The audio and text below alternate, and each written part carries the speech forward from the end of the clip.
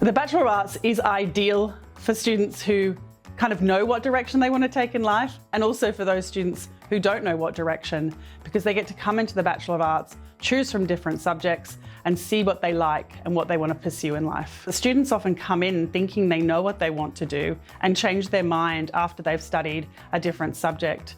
It ignites their passions for things that they didn't know were their passions, and it allows students to really broaden their scope and think about their interests in a much more lateral way. I really wanted to be a writer, and I loved English literature, and so I went to university thinking that would be the path that I would take. But I think when I studied history, I realised that I was also very political. I had all these political investments and concerns, and I could see how you could connect storytelling with those political investments. And so for me, history was the place where I could really explore the stories that I needed to know more about in order to understand the world that I lived in and the kinds of changes that I wanted to see in the world around me. A very cool experience that we have in gender studies is the opportunity to attend protest marches. We've often organised to go to the Women's March or Black Lives Matter marches or climate marches with students, and we arrange to meet them there. And for some students, this is the first time they've ever been to a protest, a peaceful protest, and so it's a really cool experience. When non-Aboriginal students come into Indigenous studies, I think they feel really scared that they're going to offend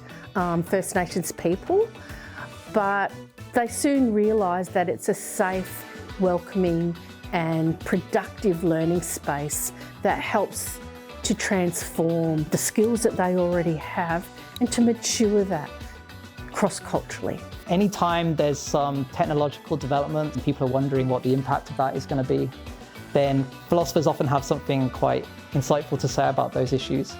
Often when there's political or social problems, so people are worried right now about gender issues, people are worried about inequality, all these things are things that philosophers often talk about. Anyone who likes Black Mirror will probably like philosophy classes. Often it's the same kind of issues that are coming up. Why, when you get in the elevator, do you not just get in and like face people? And if you did, why is it really weird? It happened to me the other day actually. It like ruined my whole week. Why do these little things actually matter a great deal? And how do these social norms actually make up the fabric of our society? So what would happen if you got in an elevator and faced the wrong way? What would happen if you got in an elevator and they played the Jaws music when you got in? How would that make you feel? And what does that tell you about how important things like music are?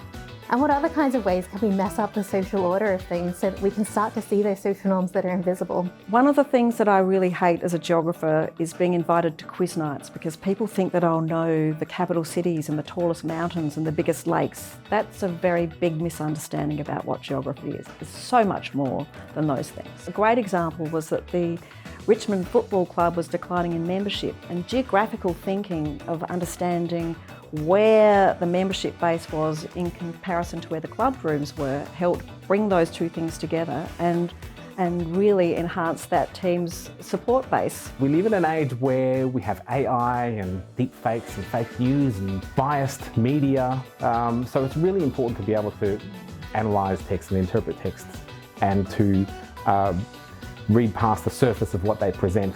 I was always a reader, so I fell in love with reading first and read my whole life, and I don't think I ever really thought that creative writing could be a job until I discovered it at university and met writers and realised that you could actually do this for a living.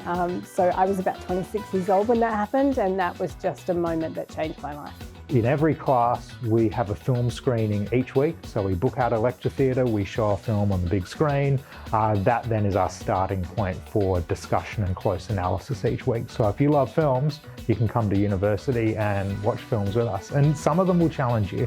So I think that people come into drama thinking that it's going to be this kind of fairly one narrow thing, but it's actually like the intersection for a whole different variety of fields. Drama is about life. And so anything to do with life has something to do with drama. As artists, we reflect everything that's going on around us. We share ideas, we share stories, and we're the litmus paper for what's going on in the world. There's always the myth that artists are poor and starving and crazy. We work really hard to avoid that and to help students learn how to navigate that and create successful careers for themselves. The digital heritage is a really convenient mix of being able to be creative and expressive in a sort of visual arts sense, but also being scientific in your approach about how you go about doing that. So there's digital heritage applications in terms of like museum visualizations, games, building computer games, things like escape rooms are now having more components that to do with digital and immersive and trying to involve historical elements as well. So you can really find yourself in all sorts of different applications. One of the biggest misconceptions about ancient studies is that we study just Greece or the Roman period. Ancient studies covers the whole world, Southeast Asia included, the Pacific, and even the Americas. Is it living in a Mongolian ger for a month and not having a shower? Is it living in the jungle in Borneo for a few weeks? Is it being out in the Pacific in Kiribati working on an amazing site? I'm not sure, but the thing that I love about archaeology is travelling to amazing places. Medieval studies has made a big contribution to disciplines like psychology and to understandings of modern health. I know it sounds unlikely, but intelligence agencies find people trained in medieval studies very, very useful. There's actually a thing on the BBC the other day where MI5 is trying to recruit new people. And they were saying, look, our typical profile is somebody who's come through medieval studies. So yeah. One of the questions I get asked a lot is whether I study politics because I want to be in politics like a politician, and I absolutely don't. And I think most people who study politics don't want to.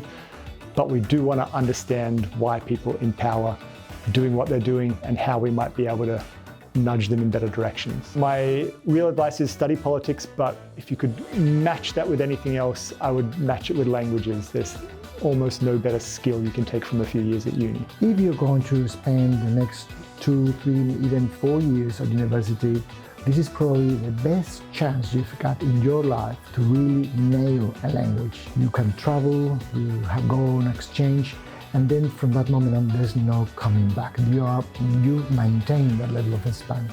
Language, it opens such a diversity of avenues that it's hard to pin down one particular career that you could pursue. Particularly coming from quite a monolingual culture such as Australia, where we tend to just use English.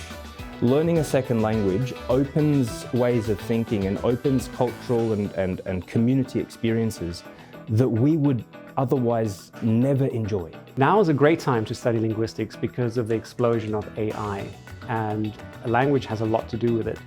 So one example of this would be your phone recognizing your accent, whether you're from Adelaide all the way to Accra. When there's the tour down under, you may notice how many people working in the teams are actually speaking Italian. Italian is the non-official language of professional cycling. What students may not always imagine is the range of opportunities that open to them when they start thinking about using French in their careers. Learning French at Flinders is not just about learning facts from books, but it's also about having an experience with French or Francophone speakers. I love it when I see that they discuss things in a very natural and authentic way. It's really fantastic to see their enthusiasm, how talkative they are.